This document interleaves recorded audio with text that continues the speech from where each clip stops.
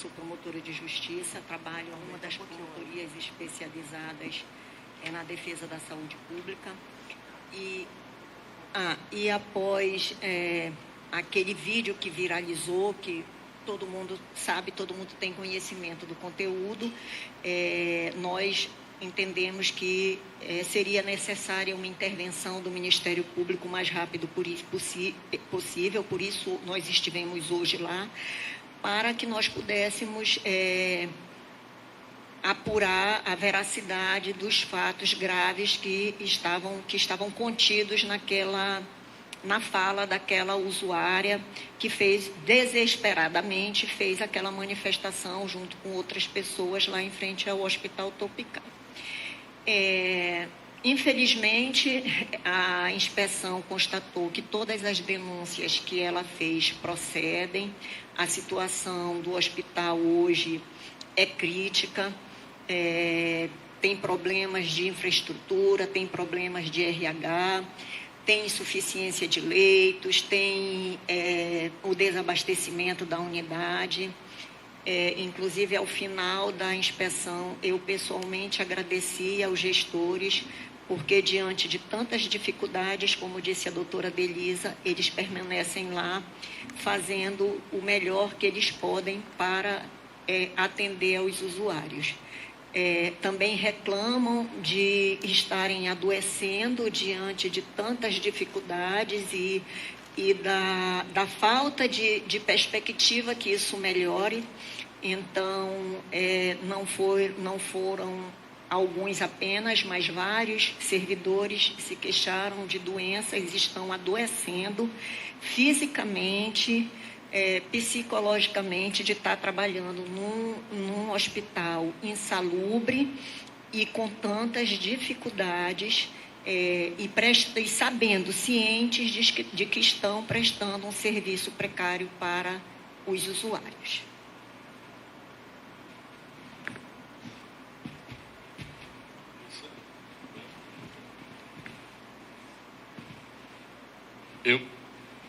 Muito bem. Boa tarde a todos. Meu nome é Edinaldo Medeiros, sou promotor de justiça do patrimônio público. E estou somando aqui as promotorias de saúde em decorrência do caos e pela explicação que já foi dada aqui pela nossa coordenadora em relação à questão crítica que vive a saúde no estado do Amazonas. Já existem procedimentos, e vários procedimentos instaurados, tanto nas promotorias de saúde quanto na promotoria de patrimônio, mas as respostas ainda não são satisfatórias, e nós podemos constatar isso quando nós vemos os vídeos que os senhores observaram nas mídias sociais, não só esse, vale ressaltar, há outros já indicando problema em outra unidade de saúde, e dizer de antemão que esta ação, ela vem dentro do grupo, ela foi antecipada de pronto para poder dar uma resposta de imediato, mas ela não para aqui, nós temos as outras unidades e nós vamos buscar, e essa é a intenção do grupo, fazer um raio-x, um diagnóstico, e não só isso, não só identificar, mas buscar soluções, né? Soluções com parceria ou soluções que for necessária para a solução. Bom, para a gente não ficar só aqui em meias palavras, eu posso dizer aos senhores o seguinte: hoje, a grande reclamação, e os senhores ouviram aí, se os senhores me permitem, é atraso de salário de funcionários terceirizados, falta de insumos básicos, papel higiênico, seringa, fralda descartáveis, soro fisiológicos, problemas de X, tomografia, ultrassom, falta de reagente para exames, banheiros que não são limpos. Essas reclamações todas, elas foram divulgadas.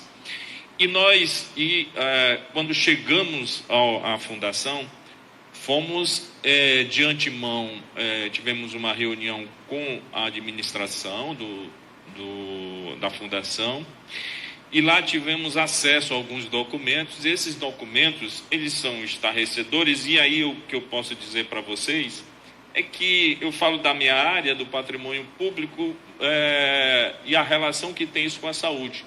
Porque, gente, sem dinheiro não tem como fazer saúde pública. A fundação não tem como fazer saúde pública se ela não tiver os recursos. E a gente pôde observar em alguns documentos que nós já tivemos acesso, e que eu repasso aqui para vocês, é dizer o seguinte, para vocês terem uma ideia, existe quase 8 milhões de recursos que estão contingenciados, de recursos que deveriam vir para a fundação, recursos que são do Fundo de Saúde, ou que são da Secretaria, ou do Fundo Geral do Estado, que são recursos destinados a contratos, que vão desde os contratos de pagamento para cooperativo, para as empresas de terceirizadas em relação a médicos intensivistas, a enfermeiros, passa pelos contratos de prestação de serviço de limpeza, passa até por fornecimento de energia elétrica, que não estão sendo pagos porque não tem recurso para a fundação. Então, isso traz para a fundação o que ela está hoje. Então, se você não passa recurso para pagar o contrato de prestação de serviço de limpeza, não vai ter limpeza. E isso acontece o que lá na fundação? Bom, nós tivemos lá, as doutoras podem depois falar um pouco mais sobre isso, mas os banheiros estão absolutamente sem limpeza, coisa absurda, dentro de um hospital. Afora isso, questões de natureza bem grave. Por exemplo, nós tivemos o relato feito, e nós observamos lá, teve um caso extremamente grave, que a UTI, por exemplo, toda vez que na UTI alguém vem a óbito, para que entre uma outra pessoa, ela precisa ser higienizada. Mas se não tiver pessoal, não tem higienização. E ocorreu o fato de 6 pessoas na fila de espera por uma UTI, um óbito e uma UTI paralisada. Isso é muito grave. Por quê? Porque não vem os recursos para que esses contratos sejam satisfeitos. E com isso não temos a prestação do serviço. Nós, através da documentação, verificamos também que a Fundação tem, de certa forma, buscado soluções para a crise que hoje encontra o Hospital de Medicina Tropical. Sobre a prestação da empresa em relação aos serviços de refrigeração. Gente, serviço de refrigeração, que tem locais, leitos, que a pessoa, no calor amazônico, sem refrigeração. Encontramos médicos lá atendendo num consultório extremamente quente, sem um funcionamento do ar-condicionado. Mas não é só isso. Não é só a refrigeração e o conforto necessário para os pacientes e para os servidores também daquela casa. Não só é isso, porque a manutenção do ar-condicionado, ele também preserva a limpeza, porque o ar-condicionado é que suga, né, todo o ambiente ali, um ambiente hospitalar, é um ambiente sujeito às contaminações. Nós temos imagens, e quem esteve lá pode verificar, essa falta de manutenção provoca nos ar-condicionados um acúmulo de sujeira que torna o ambiente extremamente insalubre, não é? Com fungos, com toda as bactérias que o ar-condicionado suga e fica lá, e não é feita a manutenção. Já foi feito uma gestão da fundação, dos diretores atuais com a secretaria, porque o que acontece? O contrato hoje, ele é um contrato guarda-chuva da SES. Então, este contrato, quem tem que executar e quem tem que cobrar essa manutenção é a SES, porque o contrato anterior era feito diretamente pela fundação e hoje... Oi?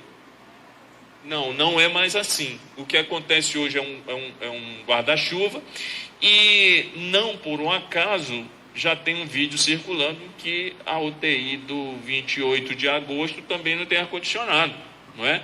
Então já dá para perceber que esse problema que hoje nós constatamos na Fundação Medicina Tropical, ela já começa a se espalhar e se já começa a se espalhar ou se já está instalado nas outras unidades que nós também vamos verificar. Além disso, nós temos, para vocês terem uma ideia, em documentação já apresentada e verificada na nossa inspeção, a gente já identifica que de 2022 para 2023, nós tivemos uma redução de repasse para a Fundação Medicina Tropical de 14,52%. Isso equivale na ordem de 13.200.000 reais a menos, como se o hospital precisasse menos de 2022 para 2023, uma redução significativa e que isso implica em toda a gestão do hospital. Vejam que quando eu falo sobre o orçamento e quando eu falo que está represado e que não é repassado os recursos, nós estamos falando de 8 meses, nós estamos falando de setembro, nós estamos falando de famoso DEA, que são a despesa de exercícios anteriores, nós estamos falando do ano passado, que até hoje não foi repassado. Então, essa é uma situação caótica, porque como é que pode, por exemplo, as empresas que fornecem os serviços de enfermagem, como pode as empresas que fornecem médicos, intensivistas, serviços gerais, como pode essas empresas prestarem serviço para a unidade se elas não recebem? E por que elas não recebem? Quem é que paga esses contratos? Em razão da própria estrutura de uma fundação, é a fundação. Mas a fundação, o recurso que vem para a fundação, ela vem repassado através de orçamento solicitado junto a SES e que, consecutivamente, junto à Secretaria de Fazenda. Porque se isso não for repassado para a fundação, não tem como ser pago e aí os serviços vão acabar do jeito que estão, sem serem realizados. Bom, tem muita coisa que eu compreendo que a gente já constatou, não quero fazer monólogo aqui, então por isso vou passar ali para a doutora Alessandra, mas eu tenho uma visão bastante crítica daquele local. Eu, particularmente, entendo que do jeito que está, ele não tem como funcionar. Do jeito que está, o hospital não tem como funcionar. Porque ele está insalubre, porque ele não tem higiene, porque ele não tem prestador de serviço, porque ele não tem enfermaria, porque ele não tem as questões básicas que um hospital e daquele porte, e aí a doutora Cláudia pode falar depois, com a população que aquele hospital atende, né? As doenças e o povo que precisa daquele atendimento lá. Mas depois eu retorno sobre o meu entendimento em relação ao funcionamento ali do hospital. Deixa eu passar ali para a doutora Luiz Sandra. Tarde, sou Luiz Sandra Xixa de Menezes, promotora da Saúde Pública. Bom, de fato, corroborando aí a fala dos meus colegas, hoje a gente constatou uma situação bastante alarmante com relação à Fundação de Medicina Tropical do Amazonas. Ficamos ali realmente agradecidas aos profissionais médicos com tamanha abnegação se mantiverem ali à frente com total falta de condições de trabalho. Na ocasião, eu tive a oportunidade de destacar também que nós ficaríamos menos alarmadas e preocupadas se visualizássemos que essa situação caótica se restringe pontualmente à Fundação tropical, tá? Porque nós tivemos a ocasião de já ir ao Francisca Mendes, ao 28 de agosto, e a situação é tão alarmante e preocupante quanto a da Fundação.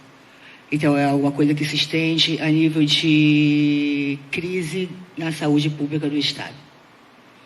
A gente recebe, a todo momento, notícias, e há pouco recebi notícia de uns servidores que o 28 de agosto já determinou lá no Parque de Imagem a paralisação de 70% dos exames radiológicos, orientando que só serão atendidos os com hemorragia sem controle de fratura exposta e paradas cardiorrespiratórias. Isso se dá também no Platão Araújo.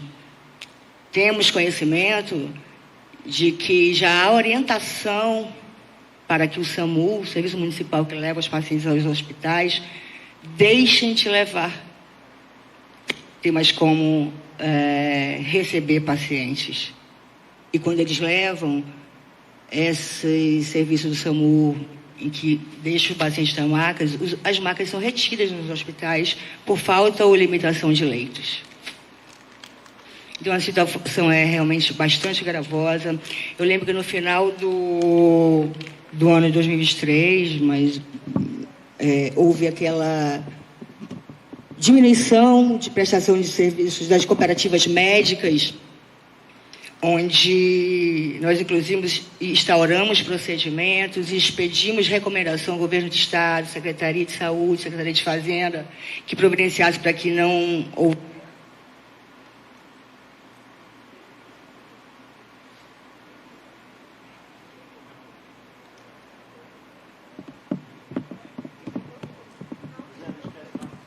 Deixa eu mandar já, pô. Abre aí. Ligou lá?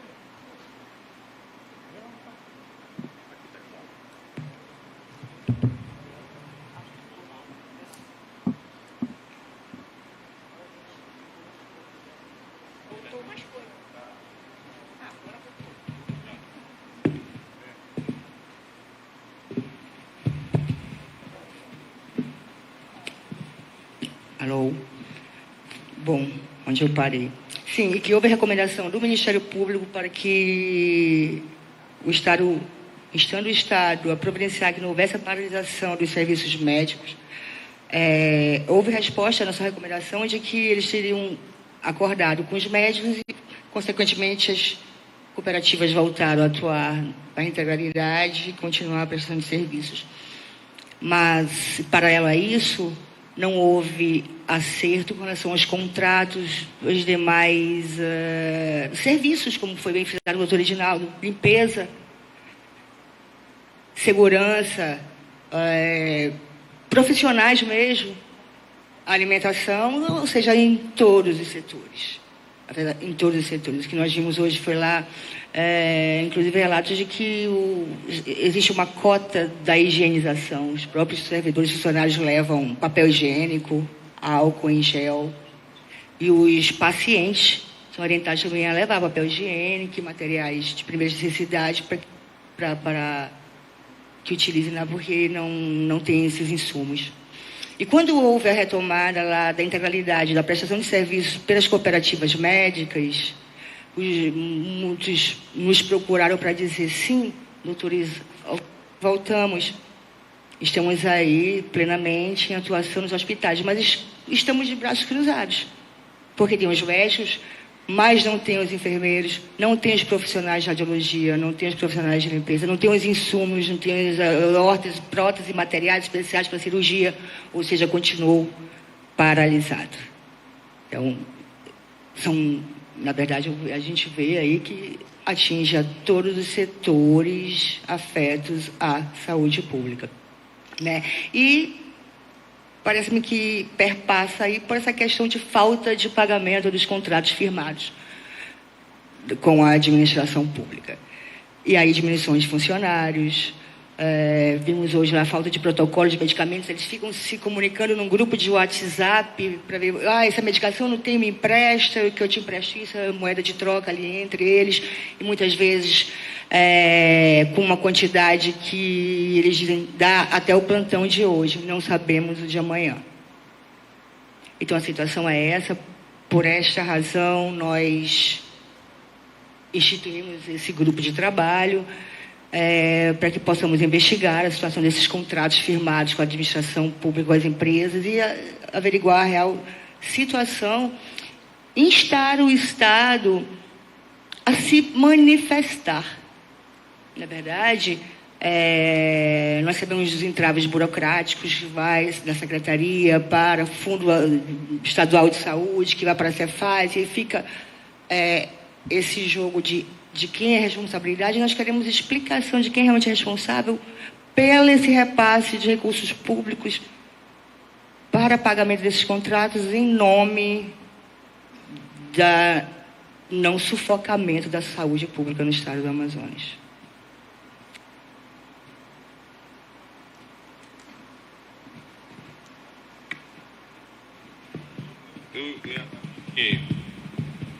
Pelo que combinamos aí, vamos abrir, doutora, para as perguntas, mas eu queria só complementar. Por exemplo, foi identificado lá que não tem, por exemplo, reagentes. Imagina, um hospital que tem que fazer diagnóstico para avaliar, por exemplo, rins, você não tem reagente para fazer teste de ureia creatinina. Então, como é que você vai fazer o exame? Não vai avaliar o paciente. Então, esse paciente corre risco de morte, porque se ele não é diagnosticado, o tratamento pode não vir e, consecutivamente, ele pode vir a um desfecho fatal. Para vocês entenderem o grau de gravidade. Outro que a doutora Alessandra falou, além do grupo de WhatsApp tentando encontrar remédios junto de outras unidades para fazer uma espécie de troca, que isso já é um absurdo, é a seletividade da medicação que vai ser utilizada. Por quê? Porque as medicações mais tops que são utilizadas já não tem mais, significando dizer que o paciente já vai receber uma medicação menos potente do que a que deveria ou que o médico gostaria de preceitar. Então, é feito lá e dito, só temos esses aqui. Os de cima já acabaram. Isso é muito grave, gente. Isso é muito grave, porque, como a doutora Alessandra disse, isso está passando necessariamente por falta de verbas e por falta de repasse dos recursos necessários para que a Fundação siga funcionando com normalidade. É só um esclarecimento também, para dizer que a Fundação de Medicina Tropical, ele é um hospital que atende doenças infecto-contagiosas, então dificilmente esse paciente ele vai ser bem recebido na rede, porque ele tem uma doença grave que é contagiosa. Isso aí nós já vivemos essa experiência de crianças que precisavam de um leito de UTI e os outros hospitais não queriam receber porque podia contaminar as crianças que já estavam ali numa situação grave de saúde, internada num leito de UTI, e você botar dentro desse leito uma criança com doença infecto-contagiosa. Então, a gente percebe essa dificuldade que esse paciente vai ter de conseguir assistência em outra unidade da rede. Além disso, ele é um hospital que trata doenças tropicais. Ele construiu um nome ao longo dessa história. Ele é um hospital que é de referência nacional e internacional, mas, infelizmente, isso está se perdendo. Ele tem pesquisa, ele tem residência. Assim, é um hospital que o governo deveria ter um olhar diferenciado pelo tipo de doença que ele trata, por toda essa história que ele construiu, né, e que Isso é mérito dele, dos profissionais, de ter esse reconhecimento, de ser essa referência nacional e internacional, de formar os profissionais que depois vão nos atender, os residentes, os pesquisadores, e hoje se encontra nessa triste situação. Que eu tenho para mim, né? Eu comentei isso com os colegas, que eu sou promotora de justiça, há 25 anos eu trabalho nessa área de cidadania e alguns anos exclusivamente com saúde. Eu nunca vi uma unidade de saúde na situação que hoje eu vi o Hospital Tropical. O que acontece é que lá, e isso é um sentimento meu, é que lá se trata doença de pobre, é tuberculose, é leishmaniose, é picada de cobra, que vem os caboclos do interior. Infelizmente, as doenças que são tratadas lá não são doenças democráticas. Elas não dão no pobre, no rico, elas dão muito mais no pobre. Então, assim, a situação do hospital é de absoluto abandono, ao ponto de, desde agosto do ano passado, o valor que deveria ser repassado para o hospital comprar medicamento e produto para a saúde, que é um valor que não atende na totalidade as necessidades do hospital, mas que desde agosto nem chegou, entendeu?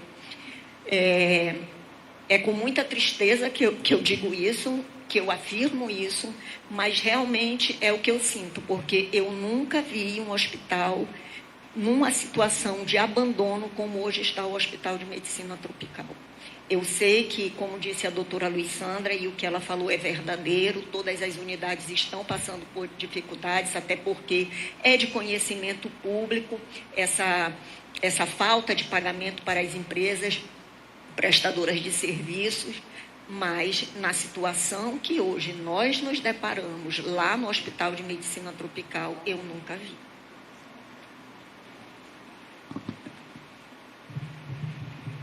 Nós vamos abrir agora para as perguntas, conforme nós informamos, né, no nosso aviso de pauta, e eu vou passar a palavra agora para o meu amigo jornalista. Fernando Reis, tudo bem? Boa tarde a vocês. Eu queria saber de vocês o seguinte: próximas unidades que serão visitadas, vai ser por demandas, por denúncias? E a segunda pergunta é: a partir de quando vocês vão buscar as informações junto ao governo do Estado dos problemas que vocês estão detectando? Obrigada.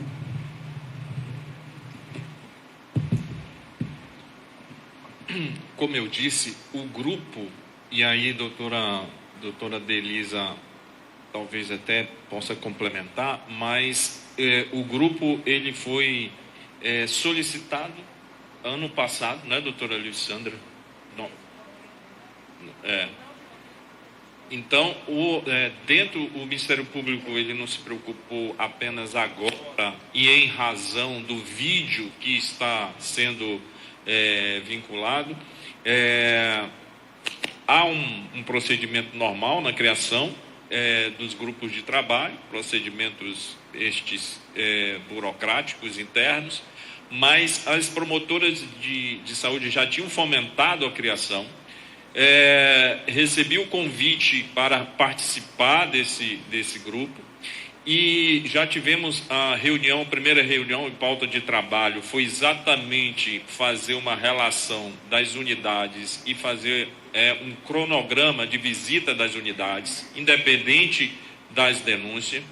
Todavia, é bom que se diga, e eu vou usar as palavras da doutora Cláudia, os fatos atropelam os cronogramas. Então, a partir do momento em que nós nos deparamos com uma situação grave em alguma unidade e precisamos de uma resposta rápida e emergencial, nós nos deslocamos até lá e vamos fazê-lo utilizando o cronograma ou utilizando o critério emergencial. Sempre dessa forma. Mas tudo está em emergência, né? Pois é, o nosso cronograma para atender emergencialmente. As doutoras Luiz-Sandra, a doutora Cláudia conhecem as emergências e elas serão feitas dessa forma. Sobre o cronograma, o que mais você perguntou foi... A questão de ir ao governo do Estado para buscar... Nós, ao sair, hoje mesmo, durante a própria inspeção, a nossa estrutura interna, já a partir do momento em que nós nos deparamos com algumas documentações, nós, em audiência com a direção, nós já requisitamos as documentações internas e nós já também adiantamos a necessidade de estarmos com o secretário de Saúde, o secretário de Fazenda e a PGE, para que a gente pudesse dar o primeiro passo para uma solução. Então, a documentação, ela é requisitória, nós já adiantamos desde hoje. Então, quando é que nós vamos pedir? Hoje. Já estamos pedindo a documentação hoje. Solução, ela passa também por uma estratégia de ouvir os entes do Estado para que a gente possa dar uma solução rápida e uma solução necessária. Boa tarde, Catiane, da Rede Amazônica. Você citou aí, promotor, em relação ao ano passado, a gente teve aquela situação que alguns trabalhos foram paralisados, exatamente porque algumas empresas, algumas não, quase todas, né, estavam sem receber do Estado. Então, isso também ainda... houve uma negociação, inclusive, na época, né? Então, isso ainda vem se postergando desde lá, já que essas empresas, principalmente de serviços gerais, de enfermagem, de médicos, né, tinham paralisado, mas aí retomaram com a promessa de que seriam pagas. Pelo jeito, não foram, né?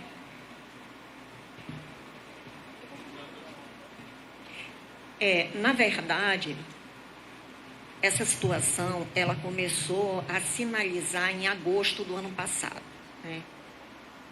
O Ministério Público, ele vem acompanhando essa situação. Em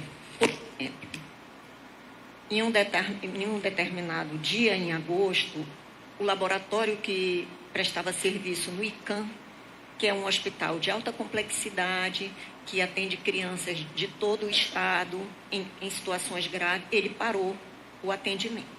Então, houve uma intervenção do Ministério Público, o laboratório voltou a funcionar, depois comunicou o Estado que não ia mais prestar serviço, entrou um novo laboratório. Então, o Ministério Público, através da 54ª e da 58ª Promotoria, nós já vínhamos atuando pontualmente, né, nessas paralisações ou ameaças de paralisação. Por que foi solicitado o grupo de trabalho? Porque nós começamos a perceber que isso estava ficando uma coisa generalizada. Eram muitas empresas com diversos prazos de atraso. Tinham empresas que estavam há 3 meses, outras 6 meses, outra 9 meses, sem receber. E por isso que nós pedimos esse grupo de trabalho, porque nós entendemos que tem que ter uma atuação coordenada do Ministério Público para poder a gente ter, primeiro, um diagnóstico, a gente saber como é que está e o que está, as causas dessa inadimplência do Estado, né, desses atrasos, e também saber qual é a real situação, né? Porque já aconteceu, eu não posso dizer que hoje o Estado não tem, mas já aconteceu lá em 2016 que a Secretaria nem ela sabia todos os contratos que ela tinha, entendeu? Então, foi através de uma atuação do Ministério Público que eles foram fazer esse levantamento. Ainda em agosto, numa audiência que teve no Ministério Público de Contas, nós solicitamos que a Secretaria fizesse esse levantamento, esse documento chegou até nós, mas, assim, até onde eu sei, mas a doutora Luiz Sandra é que pode esclarecer, esse acordo de que seria pago, foi feito um cronograma de pagamento, foi com as empresas médicas, com as demais não. Mas, inclusive, hoje foi, na inspeção, durante a inspeção, foi falado que um pagamento que teria que ser feito esse mês, eles tinham pesquisado lá no portal da transparência e, ao que tudo indicava, o Estado não iria cumprir essa parcela, né, de pagamento agora, né? Aí eu realmente não posso afirmar com certeza se vai pagar ou não, mas o que eles estão acreditando é que já esse mês, esse cronograma, ele já vai furar, ele não vai se concretizar. E aí a doutora pode complementar, que ela que tem o procedimento, que sabe melhor.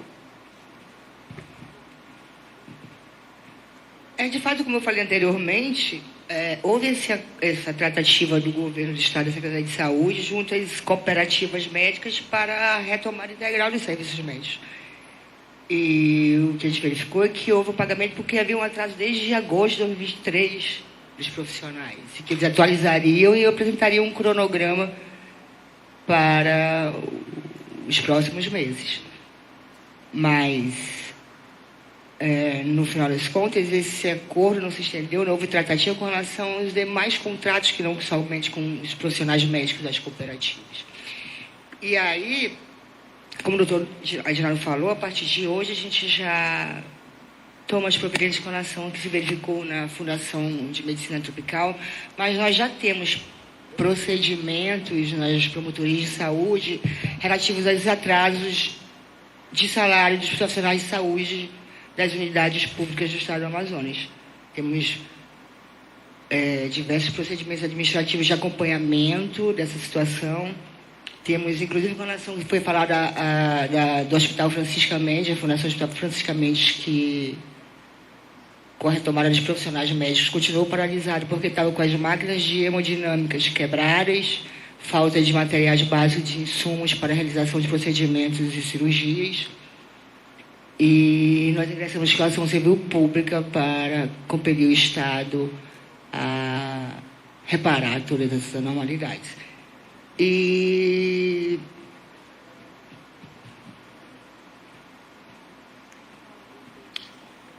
se falamos de fundação, nós temos ali aquele belíssimo hospital de hematologia do Estado, referência também. Veio uma equipe do Ministério da Saúde que disse que já estava do hospital mais bonito, que poderia ser o melhor equipado do país.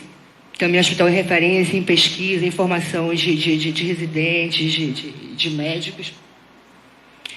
E que é uma superestrutura e que está para ser inaugurado desde 2014. E estaremos procedimentos para acompanhar isso, fizemos diversas audiências, reuniões tanto com o empresário lá, que faltava 0,04% para a conclusão da obra e entrega de todo o hospital para a inauguração. E a questão é sempre nesse sentido. Reunimos com a Procuradoria de Estado, com a Secretaria de Saúde, com o empresário lá que deveria contratualmente entregar a obra, e ficava sempre nesse impasse. Eu posso entregar, mas eu preciso receber um aporte, que eles se referem e tal. E a coisa vai se estendendo, e está aí o hospital quase com um elefante branco, com equipamentos de alto custo ali dentro, que correm o risco de já estarem deteriorados pelo tempo, porque seria em 2014, ou seja, faz aniversário esse ano, uma década de que o hospital espera para ser inaugurado. E até agora não temos essa data para inauguração. Eu quero fazer só um adendo a essa pergunta aí, é dizer o seguinte, só para que os senhores, sei que vocês entendem, mas só como dever aqui, é que os contratos com a fundação, como é que funciona? Não estão sendo pagos terceirizados. Quem não está pagando? Quem não está pagando é a fundação. Por que não? Porque os contratos é feito pela estrutura de fundação, é feito com a fundação. Todavia, a fundação ela não tem recurso próprio, ela recebe do orçamento. Se esse orçamento, por isso, a senhora falou, tudo passa pela liberação dos orçamentos que estão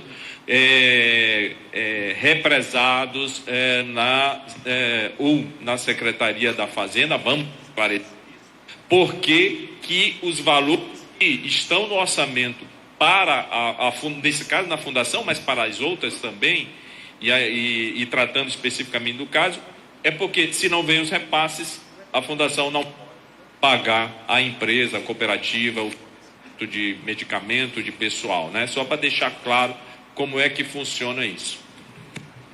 Paulo. Boa tarde a todos. Paulo Paixão, da Band Amazonas.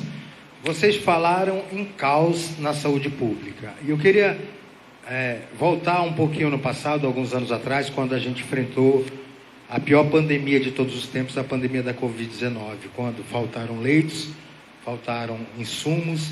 Entretanto, os próprios profissionais continuavam trabalhando, mesmo sem condições de trabalho. Isso que vocês viram lá se assemelha a essa situação ou não?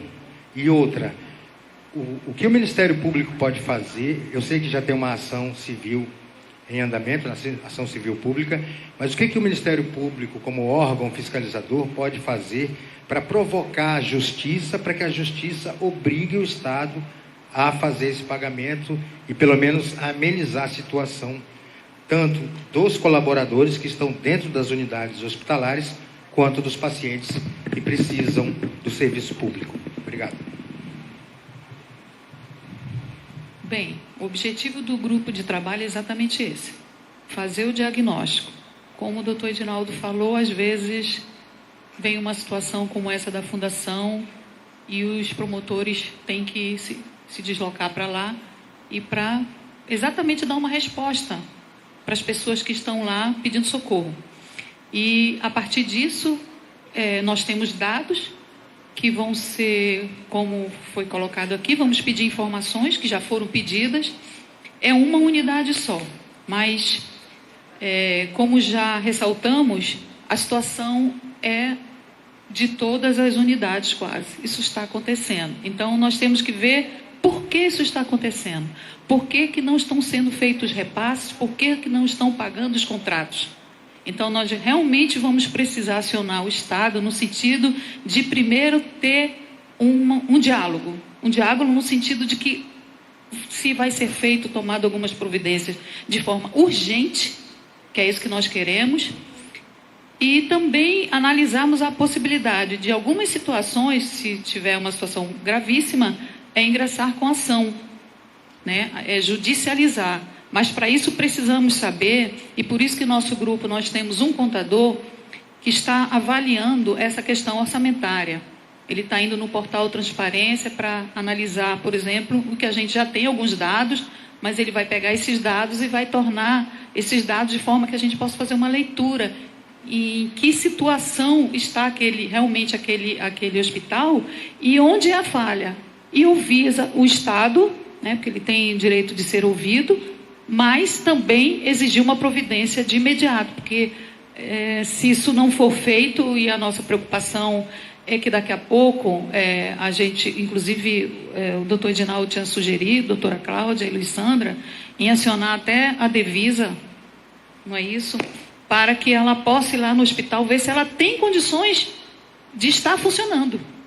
Porque é um risco muito grande para os profissionais que estão lá e para as pessoas que estão procurando atendimento. Então, por isso que esse grupo de trabalho está trabalhando no sentido de fazer esse diagnóstico também em relação a esses contratos. Porque a gente está vendo que todos os serviços, não só profissionais de saúde, como insumos, medicamentos, a climatização, serviços gerais, alimentação, está acontecendo em cada unidade. Me parece, como nós falamos, são situações assim que não são mais pontuais, como foram no passado. São situações que estão demonstrando que existe uma gestão que não está sendo eficiente em relação à saúde. Onde é a falha? Acho que os diretores, eles buscam o Ministério Público, a população busca o Ministério Público. Nós queremos uma resposta realmente do Estado, da Secretaria do Estado, do Governo do Estado, para que ele possa dizer por que não estão sendo feitos esses repasses e por que essa situação está caótica. Então, o nosso objetivo é exatamente esse, é investigar e, ao mesmo tempo, tomar algumas providências. Se tivermos que tomar providências judiciais, iremos tomar, como a doutora Luísandra já tomou em algumas situações, e o patrimônio público também já tomou em relação a alguns contratos. Então, era isso que a gente, esse anúncio que a gente quer fazer e dizer que nós estamos aqui e que o Ministério Público já estava presente. Antes desse GT, as duas colegas já estavam trabalhando, já tem procedimentos sobre várias situações que estão ali, que dizem respeito a essa crise da saúde. O doutor Edinaldo também tem ações, os outros promotores também do patrimônio público estão ali também entrando com as ações em relação aos contratos, os pagamentos de contratos, pagamentos indenizatórios de contratos, contratos que não são, serviços que não são contratados, mas estão sendo pagos, e outros que são contratados não estão recebendo, né? Então a gente tem que fazer assim esse diagnóstico, e é isso que nós estamos fazendo. Lógico que estamos com o cronograma de fazer visitas, e esse cronograma, o próximo talvez seja o 28 de agosto, e vamos seguir em frente.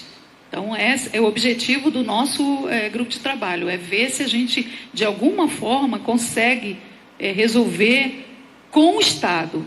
Porque, como eu falei, o Ministério Público age suplementarmente. Nós não somos do Executivo. Então, cabe a ele dizer o que está acontecendo, por que está acontecendo isso, e tomar uma providência de forma imediata. Então, o Ministério está aí como fiscal da lei para cobrar, pensando na saúde dessas pessoas e também dos profissionais lá que estão querendo trabalhar, os gestores, né, que estão à frente desses hospitais também, pedindo socorro. Com licença, boa tarde. Só um pouquinho. É porque ele perguntou duas coisas. Se nós entendíamos que estava igual à época da Covid, né? Eu acho que são situações diferentes, bem diferentes, e não tem como elas serem comparadas. Primeiro que a Covid foi uma pandemia que veio assim de supetão, não tinha como se programar, como se preparar. Realmente ela colapsou o sistema de saúde. No tropical, não. O Tropical é uma unidade, é um hospital que existe há muito tempo, que você sabe qual é o público-alvo, você sabe qual é a demanda, você tem como programar ampliação de leitos, coisa que nunca foi feita, e hoje ele funciona com insuficiência de leitos.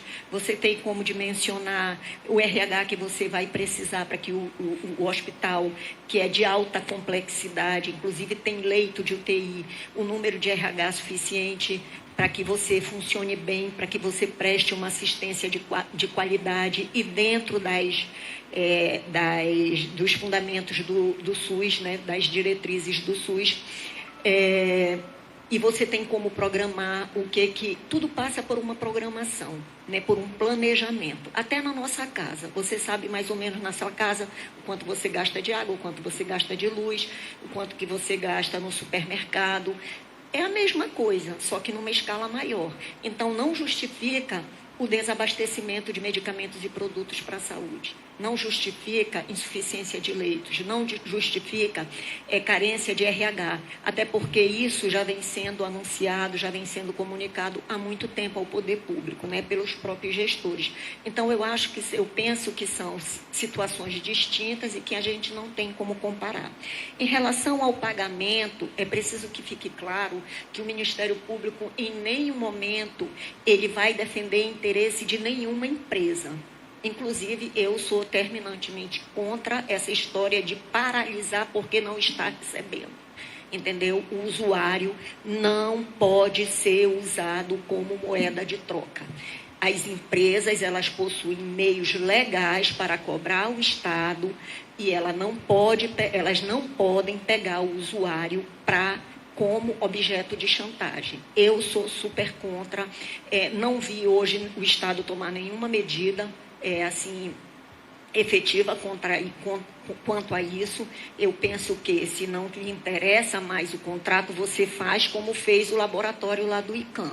Retomou todos os serviços depois da inspeção que eu fiz, abasteceu o laboratório de reagente, de insumos, né, que são aqueles frascos para coleta, mas no mesmo dia ele comunicou à secretaria que no prazo de 30 dias ele estaria deixando os serviços. Essa, na minha opinião, é a coisa certa a fazer. Então, em nenhum momento o Ministério Público vai defender interesse de empresa, mas vai sim trabalhar para garantir a prestação de serviços, que são coisas diferentes. Por exemplo, nesse caso, saiu uma empresa, entrou outra. Do ponto de vista da prestação de serviço, ok, né? Que é o que cabe às promotorias de defesa da saúde pública. Agora, em relação aos contratos, a essa quebra de contrato, descumprimento de contrato, eu vou passar a palavra para o doutor Edinaldo. É assim, a lei de licitações, ela diz o seguinte, que a empresa, em contrato público, ela pode, depois de 90 dias de atraso, até pedir a rescisão. Isso não tem sido, pelo menos, a prática das empresas que não prestadoras de serviço e também as que entregam materiais. Então, o que ocorre é que este atraso nos pagamentos e esse não repasse dos valores, eles implicam para o serviço público na má prestação. Quando implica nisto, a partir deste momento, nós temos outras implicações de gestores públicos, porque aí sim estaríamos diante de uma ação ou omissão que traz prejuízo à continuidade do serviço público. Essas circunstâncias, elas aí sim são analisadas a partir do momento de que quem deu causa a uma quebra de contrato, quem não instaurou procedimento para apurar renovações de contratos que não são feitos. Então, há uma gama de responsabilidades dentro dessa gestão do dinheiro público e isto nós vamos fazer conjuntamente e já estamos fazendo, mas o grupo tem uma missão árdua porque o volume e o problema é muito grande, mas nós desejamos objetivar isso. E só para completar uma situação, nem tudo se judicializa, nem tudo se resolve com a judicialização. Tem situações, por exemplo, como a insalubridade, que determinados locais não podem funcionar e tem poder de polícia para isso através do Devisa, como a doutora Delisa falou. Se for necessário, isso será necessário. Então, por quê? Porque a gente não pode deixar o prestador, o paciente, mas a gente também não pode deixar o paciente exposto, porque se o paciente vai a determinado local e ele é contaminado, recontaminado, ou adquire novas doenças por falta de limpeza e insalubridade, isso também é um crime. Então, nós temos essa árdua missão de andar sobre o fio de garantir uma boa saúde, uma boa prestação e que isso seja através de uma gestão proba e uma gestão eficiente do Estado. Boa tarde, promotores e procuradores. Eu tenho 3 perguntas. Eu sei que a gente está numa coisa muito longa, mas eu preciso perguntar. A primeira os senhores falaram que não há condições. A gente, como imprensa, tem recebido relatos não só de agora, mas há bastante tempo da situação da saúde do Estado, não só da Fundação de Medicina Tropical, mas de várias unidades. A primeira pergunta não caberia uma intervenção federal nas unidades de saúde do Estado, precisamente também na Fundação de Medicina Tropical, já que trabalha com essas inspeções aí, com doenças que são contagiosas? A segunda pergunta essas cooperativas, elas são distintas ou são cooperativas que são mesmas que a gente já conhece? São cooperativas de médicos, de enfermagem, de terceirizados? Como é que são essas cooperativas? E a terceira, a gente sabe que o interior do Estado não atende média e alta complexidade. E há também informações de que a saúde não está boa também no interior. Essas inspeções também vão ser levadas para esses municípios polos, aonde foram instalados pelo governo do Estado unidades de terapia intensiva? Eu posso citar alguns municípios aqui: Parintins, Tefé e Tabatinga.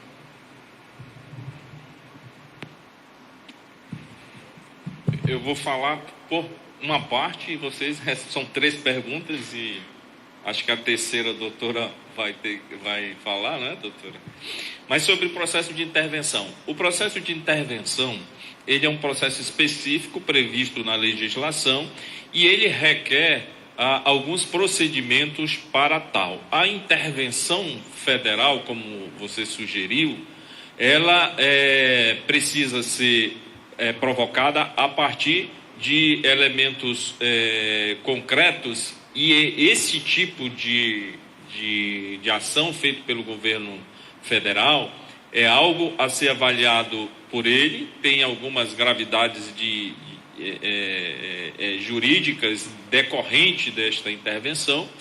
Eu entendo que o grupo aqui não tem esta intenção. Nossa intenção, dentro do escopo do grupo, é buscar uma solução dentro do Estado para que a saúde possa reviver, não é? Ter uma boa prestação. Então, sobre a interdição. Todavia, o que eu posso dizer para você é: todos os caminhos estão abertos. Por quê? Porque a solução precisa acontecer. Então, a gente vai paulatinamente buscando os caminhos que forem necessários para a solução. Então, vamos avançando para ajustar, vamos avançando administrativamente, vamos avançando judicialmente. Então, é desta forma que a gente vai buscar, porque, como eu lhes disse, a saúde é um serviço essencial. Então, a gente precisa ter jeito e cautela na forma como lidar com esse serviço público. Bom, em relação às cooperativas, né, se são as mesmas, se não são, hoje não existem mais cooperativas, hoje todas são empresas, inclusive os serviços médicos hoje eles são prestados através de empresas, né, eu acredito que aí os médicos são sócios cotistas, mas assim, as de serviço, sim, eu acredito que são as mesmas, não tem grandes mudanças nisso.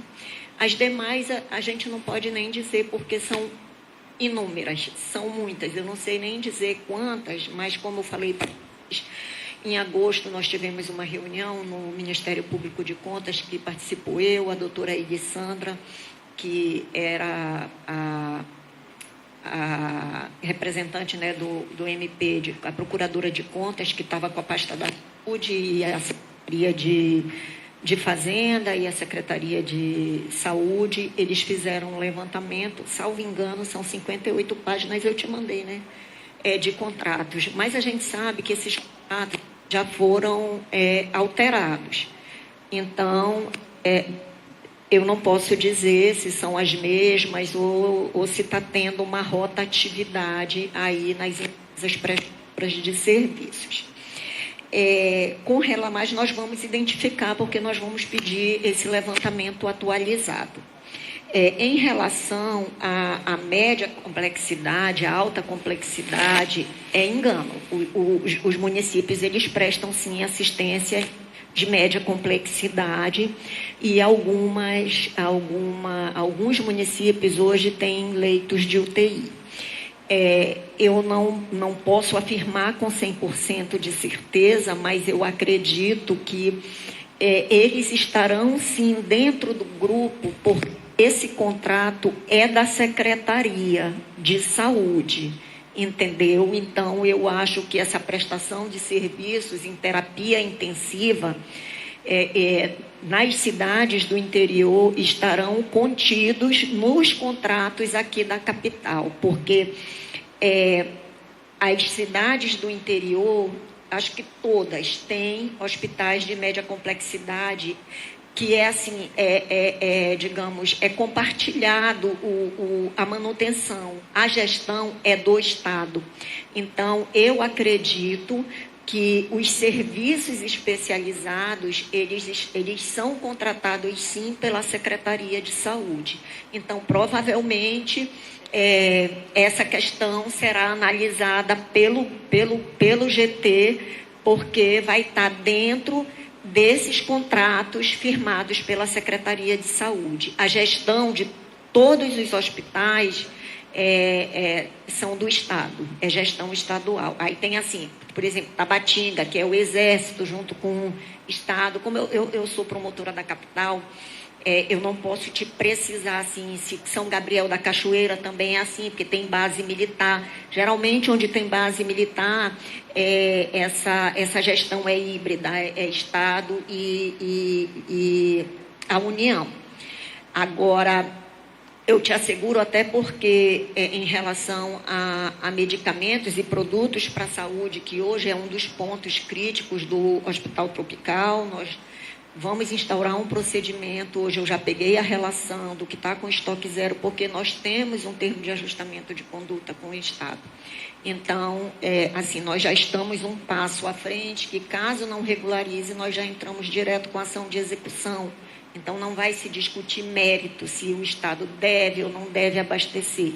Não é isso mais. Já é executar sob pena de multa. E, inclusive, as unidades do interior, eu entendo que estão inseridas no TAC, porque o TAC fala que o Estado se compromete a manter abastecido todas as unidades de saúde de média e alta complexidade sob a sua gestão. E a gestão dos hospitais municipais são do Estado, sim.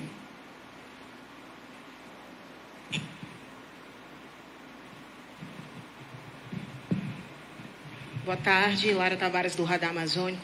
A minha pergunta é o seguinte: eu gostaria de saber se vocês têm acesso aos valores que são repassados para a Fundação de Medicina Tropical e se esses valores eles não estão sendo suficientes e quais medidas o Ministério Público vai tomar depois de toda essa situação e do caos instaurado na saúde pública do Amazonas.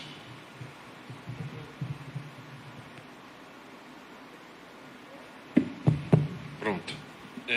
Como eu disse no início, hoje na inspeção nós tivemos, foi repassado para nós documentação que tem. Como é que funciona? Você faz um orçamento para o ano. Nesse orçamento você tem a previsão ali de custos com a cooperativa médica, empresa terceirizada de enfermagem, de médico, de laudista, médico que vai fazer laudo.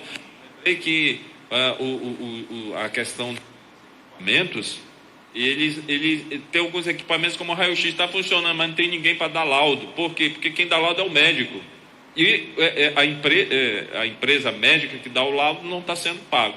Então, se nós temos acesso, hoje, como eu disse no início, nós tivemos acesso que tem um valor contingenciado, quer dizer, de serviços de Estado, na casa de quase 8 milhões, 7 milhões 518 mil, que não foram repassados, ou seja, que foram pagamentos não feitos.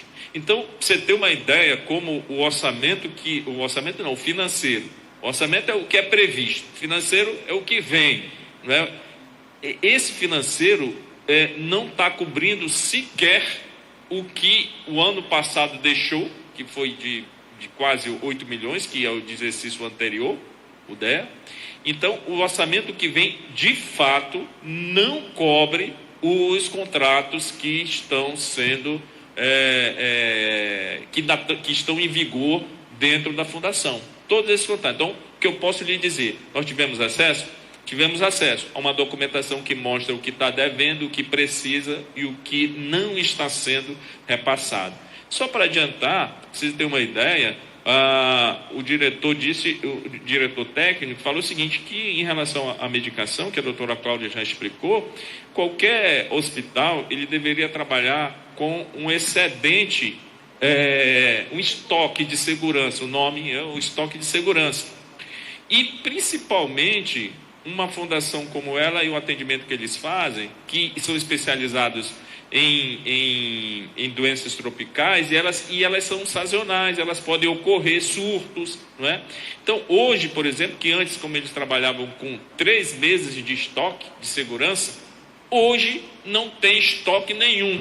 Se tiver um surto hoje, o Hospital Tropical não tem como atender. E isso é muito grave.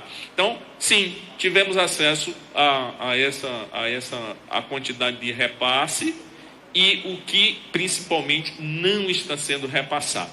E o que nós vamos fazer? Nós vamos buscar junto ao Estado para saber por que não está sendo, porque isso implica diretamente na prestação do serviço e tomar medidas necessárias para que isso venha acontecer. Veja você que não é se arvorar a ser advogados de empresas que precisam receber. É fazer com que os repasses sejam feitos de acordo para que isso não prejudique o atendimento ao público. Ok? Só para esclarecer mais um ponto, por exemplo, o doutor Edinaldo falou nessa verba que está aí retida de quase 8 milhões para pagamento de contratos. O que acontece? Serviço de limpeza. Eles estão lá sem receber, mas estão prestando serviço. E, por outro lado, desde agosto, o hospital não está recebendo o recurso que é para compra de medicamento e produto para a saúde. Aí, o hospital simplesmente não compra, porque ele não tem um contrato com o fornecedor que garante a entrega dos medicamentos e dos produtos para a saúde para depois receber. Não é assim que funciona. Ele tem que ter o orçamento, fazer o empenho, aí ele liquida o empenho e o fornecedor entrega. Então, se ele não tem dinheiro na unidade para comprar, ele não compra. Hoje foi, inclusive, dito durante a inspeção que hoje a unidade ela sobrevive muito à custa de doações. Qual é a economia do Amazonas no Brasil? O Amazonas está entre os estados que mais arrecadam. Os 10, é o quinto, né? É o quinto, cadê? Aí você pegar um hospital de referência, como o Hospital de Medicina Tropical, e você garantir assistência farmacêutica à base de doações, é lamentável. Como é que um Estado pode ser tão negligente ao ponto de deixar um hospital como é o Hospital Tropical, um hospital de alta complexidade, referência para doenças tropicais, para doenças infecto-contagiosas, que matam desde agosto sem um repasse para medicamento e para produto para a saúde. E tudo sendo comunicado à secretaria. E nenhuma providência efetiva foi tomada e nem mesmo resposta eles tiveram, entendeu? Nós não temos mais nenhuma pergunta aqui. Os senhores gostariam de fazer mais algum esclarecimento, os doutores? Não. Ok. Então, nós vamos encerrar a nossa coletiva de... Quero agradecer a presença de cada veículo aqui conosco. Você pode acompanhar aqui o pronunciamento dos procuradores do Ministério Público, que falaram um pouco sobre o caos instalado na saúde pública do Amazonas, mas você também vai poder acompanhar uma matéria completa desse caso em nosso site, radamazônico.com.br. Sou Lara Tavares para o Radar Amazônico, o que o povo quer ver e muitos querem esconder.